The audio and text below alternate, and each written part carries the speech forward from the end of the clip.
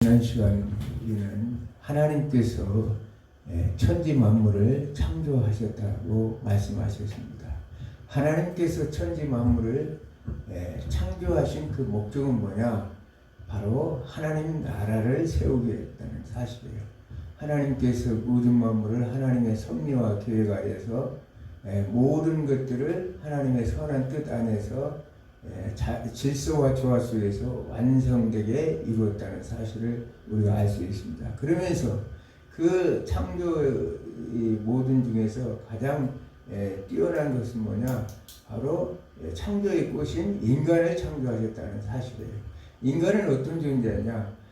같은 흙으로 창조가 되었지만 이 아파르라는 더 품질이 좋은 그 진흙으로 토기장이가 토기를 만들 때 쓰던 진흙과 같은 그런 진흙을 써서 하나님께서 인간을 만들었는데 그곳에는 네샤마 하임이라는 생기를 부어넣었다는 거예요. 우리가 세상의 짐승들과 다른 것은 뭐냐? 하나님의 생기를 부어서 하나님의 영적인 존재로 만들었다는 사실이에요. 하나님의 지정을 실현할 수 있는 그런 존재로 만들었다는 사실입니다. 그래서 그 모든 피조물 가운데서 하나님께서 사람을 선택해서 하나님께서 그를 선택한 이유는 뭐냐? 하나님의 통치의 대리자로 선택하셨다고 말씀하셨죠. 하나님의 선택의 대리자로 하나님이 창조하셨는데 그것은 뭐냐? 하나님의 형상대로 창조하셨다. 하나님의 형상을 따라 하나님의 모양대로 창조를 하셨는데 첼렘과 때무트라는 히브리어를 보면 그것은 구약 시대에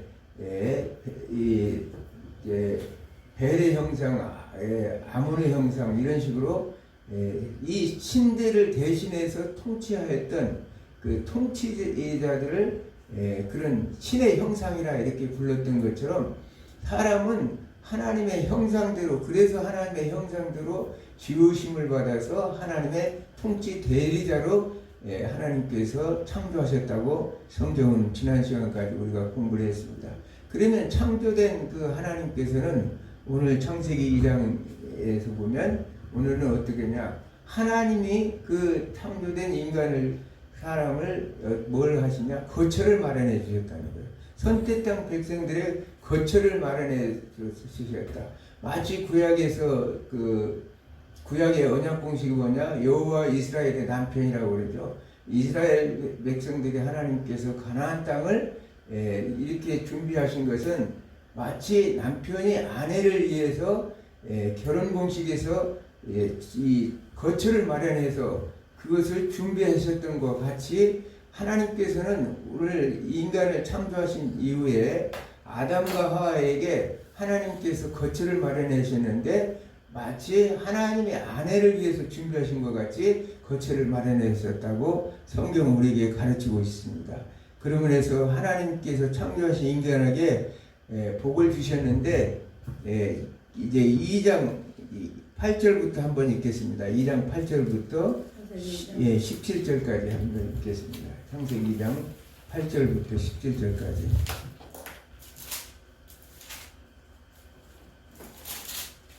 부터 17절까지. 여호와 하나님이 동방의 에덴을 동산을 창설하시고 그 지으신 사람을 거기 두시니라. 여호와 하나님이 그 땅에서 보기에 아름답고 먹기에 좋은 나무가 나게 하시니 동산 가운데는 생명나무와 선악을 알게 하는 나무도 있더라. 강이 에덴에서 흘러나와 동산을 적시고 거기서부터 갈라져 네 근원이 되었으니 첫째는 이름은 비손이라. 금이 있는 하나올라 온 땅을 들렸으며 그 땅의 금은 순구며 그곳에는 베델리엄과 호마노도 있었으며 둘째 강의 이름은 기온이라. 그수 온 땅에 둘렀고 셋째 강의 이름은 히데게이라. 아수르 동쪽으로 흘렀으며 넷째 강은 우라데더라.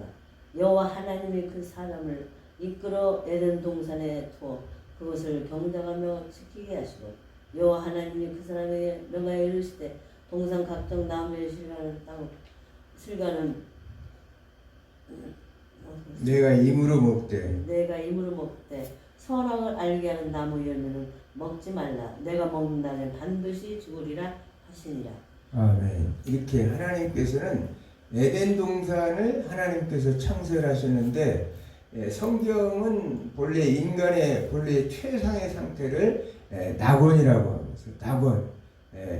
페르도소이스라고 이 헬라어로 우리가 영어로 보면 파라다이스라고 하는 말로 쓰죠. 낙원. 예수님께서도 강도 한편에 있는 강도를 오늘부터 너희가 이후에 낙원에 나와 함께 계실 것이라. 그래서 인간의 최상의 상태를 낙원이라고 한다는 사실이에요.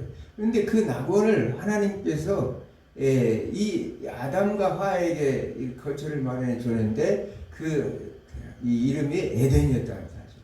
그래서 이 에덴이라는 것은 기쁨과 희락이라는 뜻이 있습니다. 그러므로 인간의 본향인 기쁨의 동산이라는 사실이에요. 낱말을 뜻하는 우리의 에덴 동산은 원래 기쁨의 동산이었다고 우리가 알 수가 있는 것입니다. 에덴 동산이 기쁨이었다는 사실은 뭐냐? 바로 하나님이 그와 함께 계시기 때문에, 하나님이 함께 하시는 동산이기 때문에 기쁨이 동산이었다는 사실을 우리가 알 수가 있습니다. 에덴 동산은 우주 안에 있는 작은 교회죠. 에덴 동산은 우주 안에 있는 작은 교회입니다. 하나님이 아담을 흙에서 만들어서 아름다운 동산을 주시고 아담에게 임하여 다스리고 지키라고 말씀하셨습니다. 아담은 그곳에서 하나님과 함께 동행하고 형통한 삶으로 하나님의 목적된 삶을 살도록 하셨다는 거예요. 아담은 에덴 동산에서 하나님의 목적된 삶을 살기 위해서 하나님께서 그들과 동행하고 임마누엘 함께 하시고 형통의 삶을 살도록 하셨다는 사실이에요. 여기서 동행이라는 단어, 동행이라는 단어는 히브리어로 에트.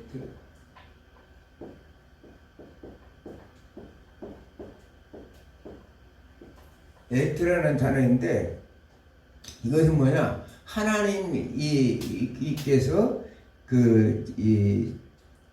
하나님을 함께 하나님의 도우심으로 하나님이 그와 함께 곁에 있는 것을 동행이라고 하는데 하나님이 그 사람에게 계획해서 들어오는 사건을 얘기하는 거예요. 그래서 하나님의 우리의 인생을 주도적으로 붙드시는 것을 우리는 동행이라는 단어를 써요. 함께한다. 그러면서 이제 이 형통이라는 것은 찰나흐라는 단어를 써요. 형통이라는 것은 찰나흐.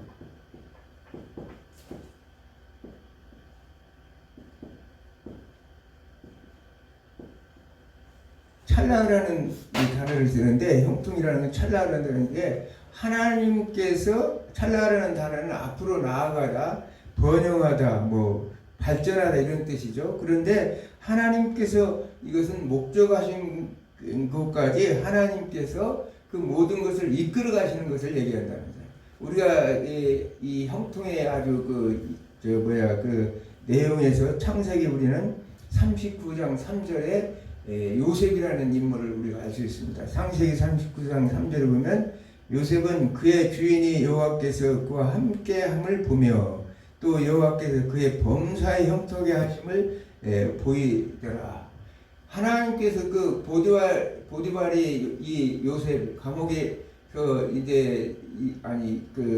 노예로 팔려가 가지고 보디발에서 가정총무로 일할 때 그 보디발이 봤을 때 요셉을 보니까 하나님이 함께하고 하나님이 그와 그의 길을 형통케 하시는 것을 봤다는 거예요. 여기서 나중에 이 요셉의 신앙 고백을 통해서 우리가 알 수 있는 것은 창세기 50장 20절에 말씀할 때 아버지 야곱이 죽고 나서 그 뒤에 형들이 살려달라고 와서 무릎을 꿇고 이 요셉에게 매달릴 때 말하기를 당신들이 나를 해하려고 하였지만 하나님은 그것을 이 선으로 바꾸사 모든 것이 많은 백성들의 생명을 구하게 하려 하심이었다. 이렇게 말해요. 하나님의 그동안의 모든 내 삶의 속에서 모든 계획 속에서는 그가 이 노예들에게 팔려서 보디발 가동 총무로부터 또 있다가 또 그 아내의 유혹을 뿌리침으로 인해서 감옥에 들어가고 죽을 목숨까지 있고 애굽의 총리가 되고 수없이 많은 애굽과 수많은 그 고대 근동에 있던 사람들의 생명을 구할 수 있었던 것은 바로 하나님이 형통케 하셔서 했다는 사실. 그래서 우리의 인생을 속에서 살아가는 굴곡 속에서 살다 보면 여러 가지 수없이 많은 것이 있지만 하나님이 함께하고 하나님의 동행하고 하나님께서 형통케 하는 사람은 반드시 이 악을 선하게 만드셔서 하나님의 선한 뜻대로 이끌어가는 것을 말씀하고 있습니다. 신약에서 로마서 8장 28절에는 뭐라고 말씀합니까? 하나님을 사랑하는 자, 그 뜻대로 부르심을 입은 자들에게는 모든 것이 합력하여 선을 이루느니라 이렇게 말씀. 모든 하나님의 일은 하나님께서 모든 것들이 합력하여 선을 이루는 그런 삶을 살아가는 것을 우리가 알 수 있습니다. 오늘 본문에서처럼 에덴 동산은 4개의 강이 아주 흘러가는 거예요. 무척이나 넓은 땅에 에덴 동산에서 문자 그대로 강이 그대로 넘쳐 흘러나가는 것을 봅니다.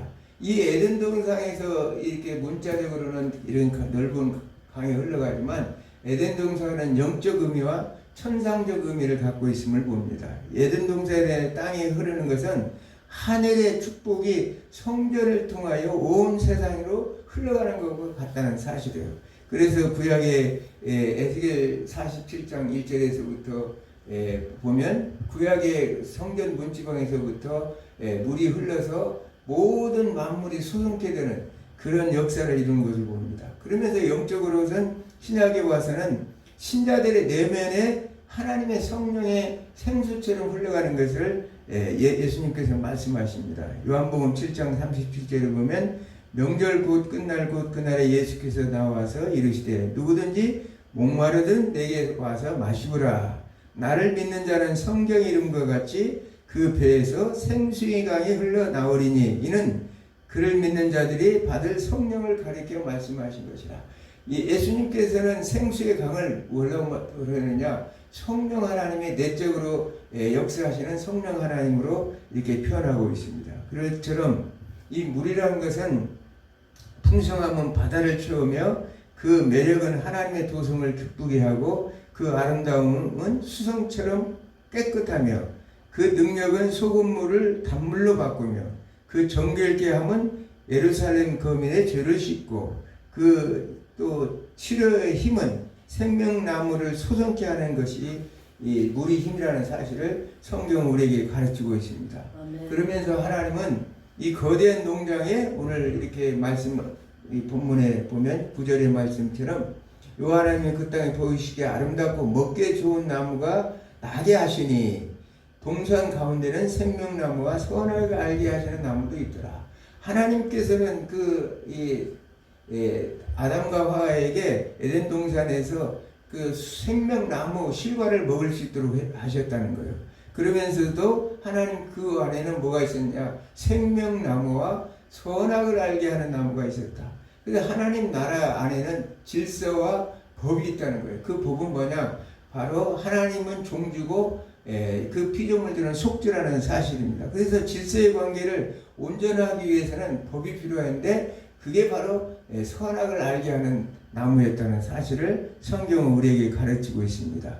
그러므로 인해서 하나님은 자신의 선택한 백성들에게 그 무의도시하지 하냐고 2장 15절을 보면 그것들을 두어 그것을 경작하고 지키게 하였다. 그래서 동산지기로 임명하셨다는 사실이에요.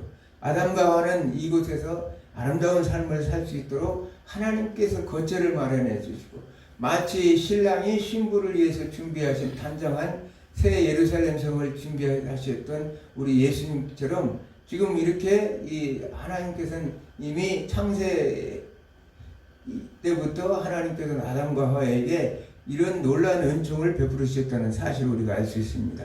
그러므로 우리는 에덴 동산에서 뭘 보느냐? 하나님 나라를 볼 수 있다는 사실을 2장 8절을 지난번에도 얘기했지만 여호와 하나님이 동방의 에덴의 동산을 창설하시고 그 지으신 사람을 거기에 두신다. 여기 창설하다는 단어가 나타라고 했죠. 히브리에서. 나타라는 것은 에덴 동산을 통해서 이들이 번성하고 충만해서 온 세상으로 이 이 번성해 나가는 하나님 나라를 이루는 사명을 아담과 하와에게 주었다는 사실을 우리에게 알 수 있습니다. 그래서 에덴 동산은 하나님의 백성들이 하나님이 주신 장소인 에덴 동산에서 왕이신 하나님의 통치를 인정하며 그와 교제하고 그 말씀에 순종하고 그를 경배하며 예배를 드리는 것이 바로 하나님의 백성들의 삶이었다는 사실입니다. 그리고 하나님은 우리의 창조의 목적은 영원한 안식으로 들어오기를 원했어요. 아담과 하와에게 그가 동산에 선악을 알게 나무 실과를 따먹지 말고 하나님의 법을 잘 지켜서 동산에 있는 수없는 많은 과실 하나님이 주신 그 채소를 먹으면서 또 그가 이 안식을 누리며 살기를 원했다는 거예요. 우리가 안식이라는 단어는 샤바트라고 그랬죠. 히브리어로 샤바트. 창세기 2장 3절에 하나님께서 모든 것들을 완성하기에 이후에 안식을 누렸더라. 안식이라는 단어는 샤바트는 쉼이라는 단어도 있고 완성하라는 단어가 있어요. 그러면서 그 완성된 하나님이 힘이 없어서 쉰 게 아니라 그 하나님의 은혜로 가득 충만한 상태, 하나님의 이 창조적 질서로 하나님의 영광이 완전하게 나타난 상태가 바로 샤바트 안식의 상태라는 사실이에요. 그래서 아까도 얘기했지만 아담과 하와는 하나님의 통치를 받으며 교제하며 하나님 앞에 예배드리고 찬송하면서 하나님의 영광이 충만한 상태로 살기를 바란 것이 하나님의 뜻이었다는 사실입니다. 오늘날 우리도 이 만왕의 왕인 예수 그리스도의 통치를 인정하며 순종한다면 이 땅에서 이루어지는 예비된 천국의 맛을 우리는 맛볼 수가 있다는 사실을 우리가 알 수 있습니다. 자, 그러면서 이 생명나무는 이제 에덴 동산에 있던 생명나무는 앞으로 장차 이루어질 하나님 나라에서 승리한 성도들이 누릴 영원한 생명을 상징하는 것으로 우리에게 묘사되고 있습니다. 그래서 우리가 이 역사성을 담은 에덴 동산의 생명나무 사건이지만 한 걸음 더 나가면 역사를 초월하는 종말론 쪽의 실제를 예표하는 것이 바로 생명나무라. 왜? 앞으로 있을 새하늘 새 땅에서 우리 인생들은 생명나무 열매를 먹으면서 영원토록 사는 것이 바로 여기 지금 에덴 동산에 나와 있는 생명나무라는 사실을 우리에게 예표가 있다는 사실입니다. 그러므로 해서 에베소 교회에게 주님이 말씀하시기를 계시록 2장 7절에 보면 귀 있는 자는 성령이 교회되게 하는 말씀을 들을지어다. 이기는 자에게는 그에게 하나님의 낙원에 있는 생명나무의 열매를 먹게 해 주실 것이다. 이렇게 말씀하시는 거예요. 그래서 앞으로 우리는 우리가 이 지금 창세기를 읽으면서 오늘 이미 에덴은 이제 신라권이 되어버렸죠. 신라권이 됐기 때문에 우리는 생명나무를 열매를 먹을 수 없지만 우리의 영원한 새하늘 새 땅에서는 생명나무의 열매를 하나님께서 예수님께서 주실 것이라고 말씀하십니다. 종말의 시대에 사는 우리가 생명나무에 이르는 게 죄 때문에 막혀졌어요. 창세기 3장 24절에 보면 그 범죄한 아담과 하와를 하나님께서 그룹들과 불칼을 두어서 생명나무 들어가는 길을 막아줬다는 거예요. 그러나 이제 하나님께서는 이제 그 모든 것들을 앞으로 이제 새하늘 새 땅이 이루어서는 이따가 나오겠지만 그 생명나무 열매를 먹고 다시 한번 영원한 안식에 들어가는 삶을 하나님께서는 우리를 통해서 예비하셨음을 우리가 알 수 있습니다. 그러면서 잠언서 3장 18절에 보면 지혜를 얻는 자는 이미 생명나무를 얻은 것이니라. 지혜를 얻은 자는 생명나무를 얻었다는 거예요. 그건 무슨 말이냐? 지혜라는 참지혜는 뭐라고 그랬어요? 하나님을 아는 것과 사람, 우리의 인간을 아는 것이 참지혜라고 이렇게 말씀드렸죠. 하나님을 아는 것, 하나님을 아는 지식이 바로 참지혜라는 거예요. 그것을 알면은 이미 우리는 생명나무를 얻었다는 거예요. 그 하나님의 일을 눈을 뜨고 바라볼 수 있는 기회를 가진 자는 하나님이 일하시는 것을 눈을 들어서 바라볼 수 있는 자는 이미 생명나무를 얻은 것이라고 말하고 있습니다.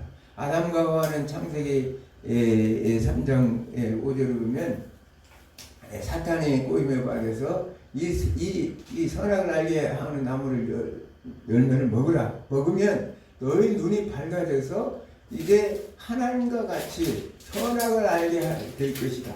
이 눈이 밝아졌다는 얘기는 이 참 계몽이라는 뜻을 가지고 오늘날 계몽주의가 눈이 밝아져 깨달아졌다 이런 얘기인데, 깨달음이 그 당시에 아담은 범죄하기 이전에는 악이라는 것을 몰랐어요. 왜냐하면 그에게는 하나님의 선밖에 없었기 때문에, 하나님을 아는 지식은 선밖에 없었기 때문에 몰랐지만 이제 악을 알게 됐다는 거예요. 하나님의 동등되고자 하는 그 자체가 바로 악인데, 하나님의 죄에 대한 정치적 성질이라고 말해요. 정치가들이 요즘도 하지만 그거 좀 자리 먹으려고 얼마나 피터지게 싸우고 있습니까? 서로 네가 잘난다 내가 잘난다 하듯이 이 인간이 하나님 위에 서는 것이 바로 선악을 알게 하는 것이고, 그들이 이제 눈이 밝아졌다는 거예요. 그러므로 해서 죄가 우리 인생들에게 들어오게 된 거죠. 그러기 때문에 이제 하나님의 하나님이 하시는 일을 눈을 뜨고 바라볼 수 있는 것이 바로 지혜를 가진 자고 생명나무를 얻은 것과 같은 존재라는 사실을 우리에게 말하고 있습니다. 그러므로 우리는 에덴 동산을 이야기할 때는 첫째 에덴 동산뿐만 아니라 이제 역사 속에서 일어난 모세의 성막과 솔로몬의 성전과 신약의 교회와 새하늘 새 땅까지를 함께 봐야 된다는 거예요.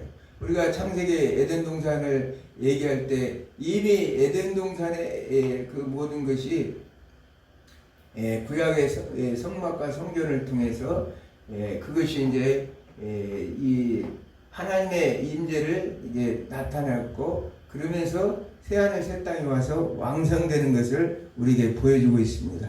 이를 통해서 하나님 나라는 하나님의 주권 아래서 하나님의 백성이 하나님 처소 안에서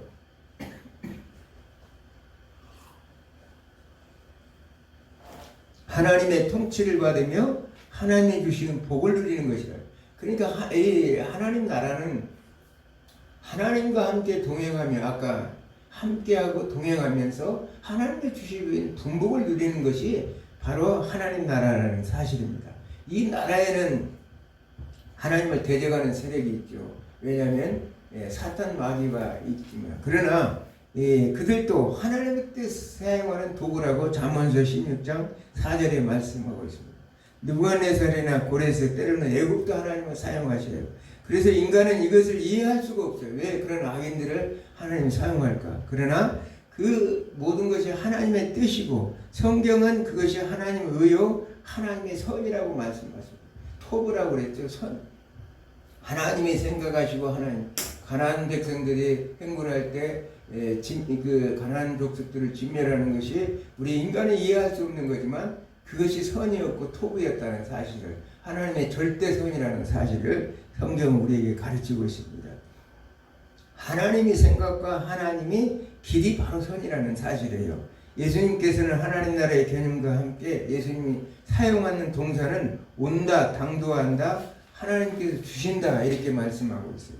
그래서 우리 인간들은 그 하나님 나라가 우리 들어온다, 또 받다라는 말로 우리 인간들에게는 이렇게 하나님 나라가 온다, 우리는 받는다 이런 동사로 우리는 이제 쓰이고 있는데, 그러므로 인간은 뭘 이룬다 또는 확장한다는 동사를 쓰는, 하나님 나라를 우리가 이룬다, 하나님 나라를 확장한다는 동사를 쓰지는 않는다는 거예요.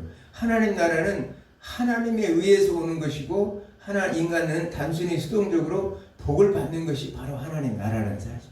우리 인간의 의가 거기에 개입될 수는 없다는 거예요.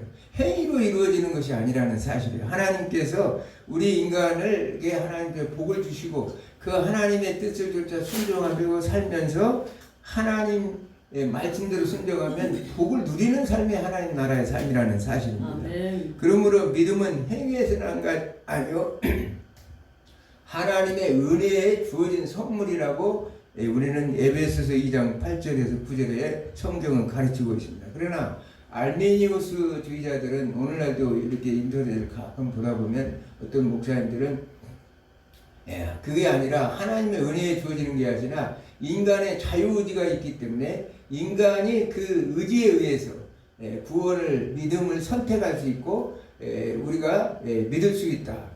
그렇기 때문에 행위가 주어져야 된다고 그렇게 주장하고 있습니다. 그러나 인간은 전적인 부패된 인간이기 때문에 우리의 인간의 의지 가지고 우리가 그 하나님을 구원받을 수 있는 자격이 있는 것이 아니라는 거예요.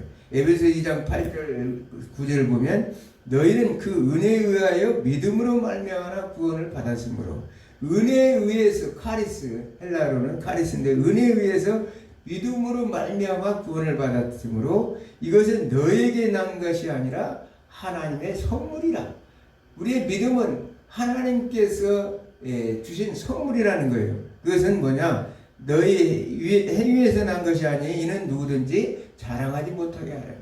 하나님께서 우리가 내 의지로 믿고 구원을 받았다고 하면 너희가 교만해서 자랑할까봐 아예 애초부터 하나님께서는 그 모든 것을 은혜로, 믿음도 하나님의 은혜로 주어서 성령께서 우리의 마음의 문을 열어서 그것을 믿게 하심으로 우리가 구원받을 수 있고 하나님의 백성으로 살아갈 수 있다고 이렇게 말씀하고 있습니다.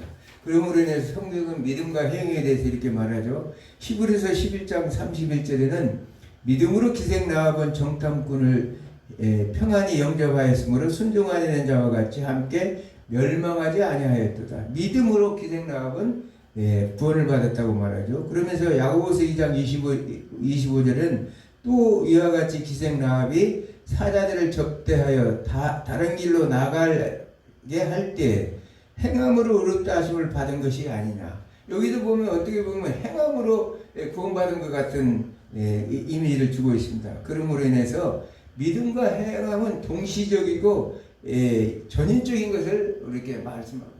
믿음을 가진 사람은 그 자체가 하나님의 뜻을 쫓아 행함으로 바로 드러난다는 사실이에요. 그러므로 인해서 하나님 나라는 에덴 동산에서 출발해서 새 하늘 새 땅을 향하여 점증적으로 완성되어 있음을 봅니다. 창세기에서 있던 에덴 동산은 구약의 성전을 통해서 회복이 되었어요. 왜? 하나님과 관계가 끊어졌는데 성전을 통하여 하나님이 그곳에 임재함으로 하나님과 교통하게 되었고 그것이 회복이 되었고 에덴 동산과 성전이 완전한 모습으로 회복되고 완성되는 것이 바로 새 하늘과 새 땅인 것입니다. 에덴 동산과 성전이 완전하게 완성되고 회복되는 것이 마지막 단계가 새 하늘 새 땅이고 거룩한 성 예루살렘 성인 것을 우리에게 성경을 통해서 알 수 있습니다. 하나님은 이러한 것들을 통해서 우리에게 아까도 얘기했지만 영원한 에덴 동산의 모형을 통해서 영원한 곳에서 안식을 누리며 살 수 있도록 하셨다는 것. 앞으로 우리는 이 소망 없는 이 땅에서 하나님께서는 미리 선지서들을 통해서 이제 말씀하시죠. 이사야 65장 제가 읽어보겠습니다. 이사야 65장 하면서 17절 이어보면 보라 내가 새 하늘과 새 땅을 창조하나니 이전 것은 기억되지 아니하나 마음에 생각나지 아니할 것이요 이렇게. 자 이제 앞으로 있을 우리는 소망을 가지는데 이제 새 하늘 새 땅을 바라보고 간다. 과거에 이미 역사 속에서 했던 새 에덴 동산은 이미 역사 속에서 사라졌지만 창세기 이제 요한계시록 21장의 5절의 말씀처럼 이제 새롭게 하셔서 이 26절에는 다 그 모든 것을 다 이루었다. 게노마이 헬라어로 게노마이라고 그러죠. 완성했을 때 이제 나는 알파와 오메가라 이렇게 하나님이 시작은 하나님께서 완성 베레시트가 알파와 오메가라고 그랬죠. 하나님은 창조를 시작하셨지만 그것을 완성하시는 분이라는 사실이에요. 그래서 우리는 그 완성을 바라보고 미래를 바라보고 사는 사람들이 오늘날. 그러므로 인해서 그 덩전에 다시 이제 2절을 보면 18절을 보면 너희는 내가 창조하는 것으로 말미암아 영원히 기뻐하며 즐거워할지니라. 영원히 기뻐하며 즐거워할지니라. 그래서 에덴 동산의 기쁨의 동산으로 다시 우리의 삶이 회복되는 그런 역사를 이룬다는 사실이에요. 그러면서 이 23절을 보면 그들의 수고가 헛되지 않겠고 그들의 생산한 것이 재난을 당하지 아니할 것이다. 그들은 여호와의 복된 자의 자손이요 그들의 후손도 그들과 같을 것이다.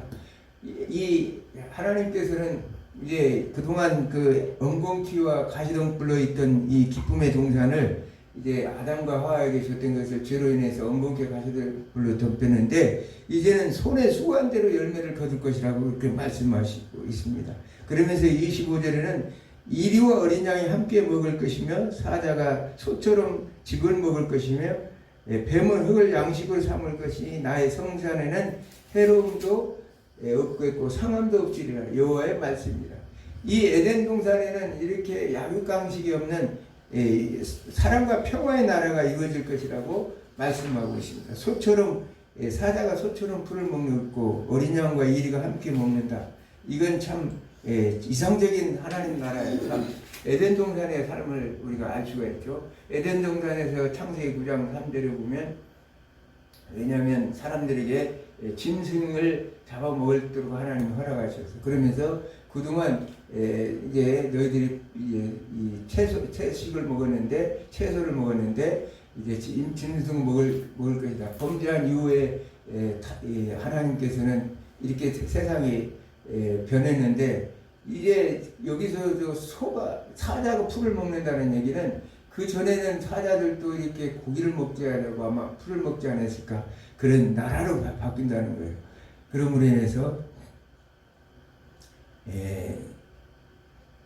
하나님 나라는 이 오늘날 우리는 그 소망을 가지고 살아가는 거. 하나님께서 앞으로 있을 저 새 하늘 새 땅 새 예루살렘을 바라보면서 그것을 소망을 가지고 살아간다는 사실을 우리가 알 수 있습니다. 그러면서 계시록 22장 마지막 1절과 3절을 보면 또 그가 수정같이 맑은 생명수의 강을 내게 보이리니 하나님과 어린 양이 보좌로부터 나와서 여기 생명수강 에덴 동산에 흘렀던 내 생명의 강이 여기 생수의 생명의 강이 여기서 이제 흐른다고 말하고 있습니다. 길 가운데 흐르더라. 강 겨우에는 생명나무가 있어 12가지 열매를 맺되 달마다 그 열매를 맺고 그 나무 잎사귀들은 만국을 치료하게 있더라. 그 달마다 열매를 맺고 그 잎사귀들은 만국을 치료하는 그래서 아픔과 죽음과 사망과 고통, 지금 병상에서 고통받는 수 없는 많은 사람들, 이제 앞으로 있을 새하늘 새 땅에는 그런 모든 것이 없어진다는 거예요. 그러므로 해서 다시 저주가 없으며 하나님과 그 어린 양의 보좌가 그 가운데에 있으리니 그 종들이 그를 섬길 것이다. 다시 저주가 죽음과 사망이라는 고통이라는 그 모든 저주가 사라지고 오로지 생명의 영원한 생명만과 안식만 있다는 거예요. 요즘 오늘 아까 김은숙 권사님 병원에 한번 전화를 해봤더니 그 요즘에 그 의사들이 파업하는 바람에 치료를 못 받고 그냥 응급실에 쓸려갔는데 대기만 하고 있다는 거예요. 이게 얼마나 무시무시한 세상인지 몰라요. 그러나 그 아픔과 고통 이 모든 것들도 이제 영원한 하나님의 생명수의 생명나무에서 나는 열매를 맺고 치료의 잎사귀를 통해서 그것을 먹음으로 인해서 모든 육체가 질병이 사라지고 아픔과 수고와 그 모든 것들이 사라지고 죽음이라는 사망의 그늘이 사라진다는 사실을 성경은 우리에게 가르치고 있습니다. 그러므로 인해서 에덴 동산의 우주 안에 작은 교회인 것처럼 교회는 이제 모든 우주 교회 안에 있는 작은 교회.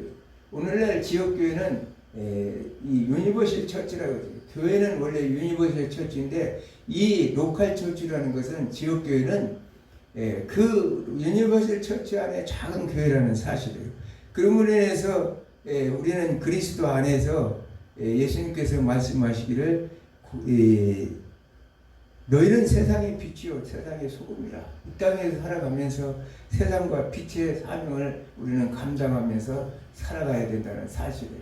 교회라는 것은 이미 에덴 동산에서 그 우주 안에 에덴 동산의 작은 교회였던 것처럼 오늘날 이 현대 우리 로컬 처치 지역 교회도 이 우주 교회 안에 있는 작은 교회인데 그 작은 교회의 역할은 뭐냐? 세상의 모든 것을 하나님의 참 지식 복음의 진리를 확신하고 그러므로 해서 참된 하나님의 백성들을 이 사회와 국가를 변화시키는 역할을 해야 되는데 그 변화시키는 역할이 예수님께서는 마태복음 5장 13절에서 14절 말씀처럼 너희는 세상의 소금이라. 세상의 소금인데 세상에 그 소금이 그 맛을 잃으면 어떻게 짜게 하려. 그런데 우리가 일반적으로 생각할 때 소금은 짜게 해가지고 뭐 음식을 부패를 방지한다든지 이런 쪽으로만 생각을 하죠. 그러나 소금과 빛은 거의가 이 같은 의미를 가지고 있어요. 왜냐하면 소금이 없으면 인간은 모든 기능들이 세포와 조직들이 다 엉클어져서 결국은 생명을 잃을 수밖에 없다고 그래요. 그래서 짐승들까지라도 소금을 다 이렇게 이 어귀에서 산에 이렇게 바위 같은 데서 이렇게 혀를 핥는 것은 그 안에 염분이 있기 때문에 그걸 핥는다고 그러죠. 그런 것듯이 소금이라는 건 인간의 가장 필요한 생명을 살리는 원천이 되는 그런 재료라는 거예요. 그러면 빛이 뭐냐? 오르라고 그러죠. 오르. 내가 얘기했듯이 빛은 오르라는 생명의 빛을 얘기하는 거예요. 예수님께서는 너희가 이 세상의 생명과 같은 존재, 생명의 그리스도의 생명의 빛을 이 세상에 비추라 이런 뜻이죠. 태양은 이 샤메스라는 그 쉐메스라는 뜻, 히브리어는 태양을 쉐메스라고 얘기합니다. 쉐메스라고 얘기하는데 이 태양과 이 오르하고는 전혀 내가 차이가 많이 있다고 그랬죠. 우리는 태양빛이 모든 걸 비춰주는 것 같지만 이 성경에서 가르치고 있는 것은 첫째 날 이 예수님이 하나님이 창조하셨던 그 오르가 세상에 빛이 되어서 이 세상에 어두운 곳에 있는 사람들의 심령을 밝게 하고 생명의 원천이 되어서 그렇게 살라고 예수님께서는 우리에게 말씀하시는 거예요. 그래서 우리 오늘날 교회의 역할은 우주 안에 있던 에덴 동산이 작은 교회 역할을 감당했던 것처럼 나타라고 그랬잖아요. 온 세상을 향하여 하나님 나라를 확장해 나가는 그런 역할을 했던 것처럼 교회는 세상의 진정한 이 사회와 국가를 변화시키고 오늘날 참 교회가 세상에 지탄을 받고 세상에서 오히려 세상에서 이 교회를 염려하는 그런 세상으로 바뀌어요. 왜냐하면 의사들 중에서도 아마 예수 믿는 사람들도 상당히 있었을 텐데 그들은 예수를 믿는 것이 아니라 그냥 교회를 왔다 갔다 하는 교인일 뿐이었다는 사실을. 왜냐하면 그 많은 환자들이 지금 목숨이 경각에 있는데도 자신들의 이익만을 취하려고 저렇게 애쓰는 걸 보면서 정말 세상이 너무나 변해도 너무나 변했고 하나님 나라가 어쩌다가 이렇게까지 참 이렇게 세상이 어두워졌을까 그런 생각을 가져봅니다. 어쨌든 우리가 소망하는 것은 이제 신랑 되신 예수님께서 하나님께서 에덴 동산을 하나님의 신부의 거처로 마련해 주셨던 것처럼 우리는 지금 어떤 존재냐? 신랑 되신 예수님께서 우리를 정혼하셨죠. 예수 그리스도께서 십자가에 못 박혀 죽으시고 부활하셔서 우리를 구속하신 그 사건이 바로 정혼하셨다는 사건입니다. 그러면서 예수님께서 부활해서 하나님 보좌의 우편에 앉아 계시는데 뭘 하고 계시냐? 앞으로 있을 신부들이 살 새하늘 새 땅을 준비하기 위해서 그곳에서 기다리고 계신다는 거예요. 그 날을 우리는 소망하고 살아야 됩니다. 앞으로 있을 새하늘 새 땅, 새로운 에덴 동산이 회복돼서 완성되어서 영원히 살 수 있는 그 날을 우리는 기다리면서 살아가는 그런 것을 경험하고 해요. 그러나 우리에게도 이미 예수 그리스도 안에 있는 사람들은 그리스도 안에서 그 이미 새하늘 새 땅에 그 축복된 삶을 사실은 경험하고 사는 거예요.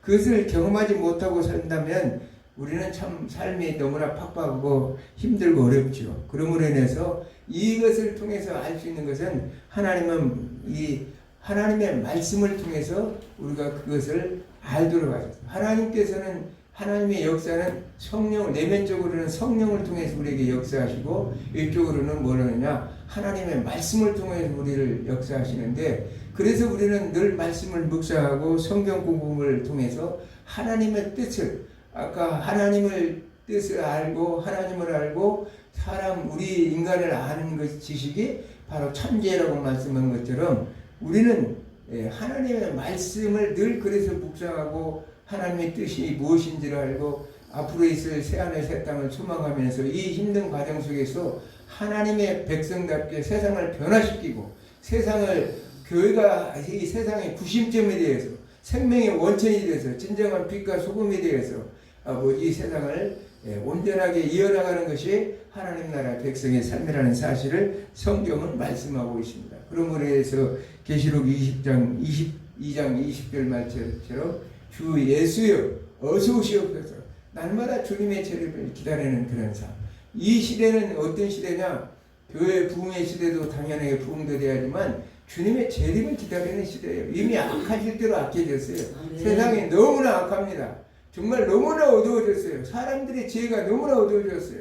그렇기 때문에 완전한 빛이 되시고 생명이 되신 예수님께서 우리를 위해서 신랑이 신부를 혼인잔치하는 그날을 기다리는 마음으로 우리는 기다리면서 하나님 주 예수여 어서 오시옵소서 그런 마음으로 살아가야 되기를 주님으로 축원합니다. 기도합니다.